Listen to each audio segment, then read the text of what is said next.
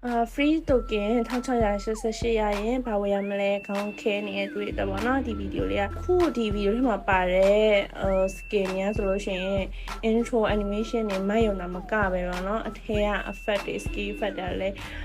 တော်လန်းနေ record ရလည်းအရင်ကိုလန်းနေ skin တွေဗောနော်ဒီ skin ထဲတခုခုကိုရွေးဝယ်မယ်ဆိုရင်တော့နော်မရဘူးထင်တာပဲဗောနော်ဒီဟာတွေကကျဲအကြိုက်ဆုံးlegendary skin တွေဗောနော်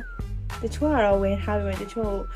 နှစ်ကောင်သုံးကောင်မဝယ်ရသေးဘူးဒီတစ်ခါမှာအဲ့မဝယ်ရသေးတဲ့ကောင်တွေထက်တစ်ကောင်ဝယ်မှာဖြစ်ပါတယ်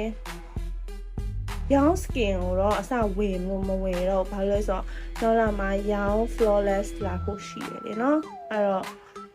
ရောင်းတော့ဝယ်တော့ဘူးဒီနေ့တော့တလောက်ပါပဲ bye bye